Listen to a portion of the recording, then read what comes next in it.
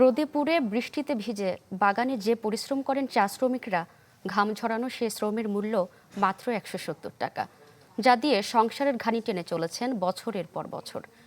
ক্ষুধা দারিদ্র্যের সাথে লড়াই করা এই শ্রমিকরা জানেন না তাদের অধিকারের কথা। মে দিবস ঘিরে নানা প্রতিশ্রুতি শোনা গেলেও ভাগ্যের কোনো পরিবর্তন নেই। 1, 2, 3 ঢাকায় জমি জিতে নিন 100% ক্যাশব্যাক সহ 20 কোটি টাকার পুরস্কার। প্রচণ্ড খরতাপ কিংবা বৃষ্টি, প্রকৃতি যতই বৈরী হোক, থামে না বাগান থেকে পাতা সংগ্রহের কাজ। যাদের শ্রমে ঘামে টিকে আছে এই শিল্প, সেই খাতের কারিগরদের মজুরি এখনও দৈনিক 170 টাকা। এতে নিত্যপণ্যের ঊর্ধ্বগতির সাথে তাল মেলাতে পারেন না তারা। দিনের পর দিন ক্ষুধা দারিদ্র্যের সাথে লড়াই করে চলে সংসারের চাকা। শিক্ষা, বাসস্থান, স্যানিটেশন সহ মেলে না আধুনিক সুযোগ সুবিধা। বাচ্চাদের ওষুধ কিনা লাগে, যদি হসপিটালে না থাকে তাহলে আমরা করি।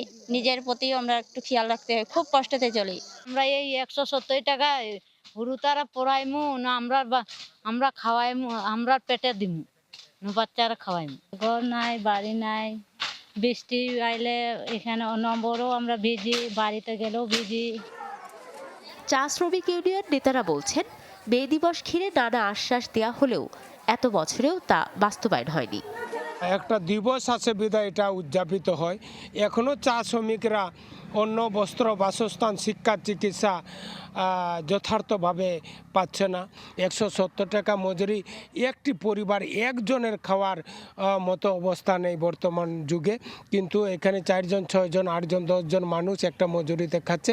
মারাত্মক কষ্টের মধ্যে চা শ্রমিকরা দিন যাপন করছে। 2007 সালে চা শ্রমিকরা দৈনিক মজুরি পেতেন মাত্র 32 টাকা। 2 বছর পর বাড়ানো হয় আরও 16 টাকা। আন্দোলনের পর এভাবে অল্প অল্প করে 2019 সালে বেড়ে দাঁড়ায় 120-এ। এরপর দীর্ঘ আন্দোলনের পর 50 টাকা বাড়ালে 2022 থেকে মজুরি ঠিক হয় 170 টাকা। Desk report, channel 24।